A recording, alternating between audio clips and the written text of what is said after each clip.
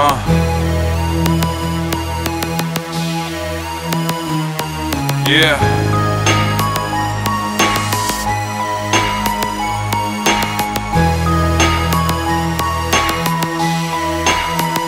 I want a new life, I want a new heart, I want a new light, I want a new start, I wanna be free.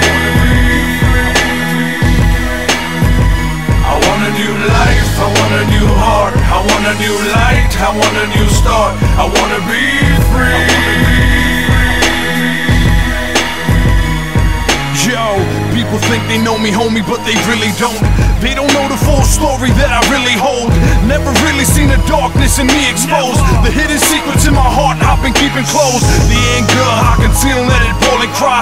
My deepest inner thoughts of never letting go of pride. But that's just the surface, cause there's more I hide. There's much more shame to share, how I'm torn inside. How I struggle as a saint on a daily basis. To the point sometimes I feel I barely make it. I can barely shake it, shake off the stronghold. I feel like David, why do I keep choosing wrong for? Sometimes I feel it was my father who passed on his curse of lust and anger plus hypocrisy, oh God it hurts. But I've come so far, how is it? I can't escape it. I'm so tired of this life, so it's time I face it. I want a new heart, I want a new light, I want a new start, I wanna be free. I want a new life, I want a new heart, I want a new light, I want a new start, I wanna be free.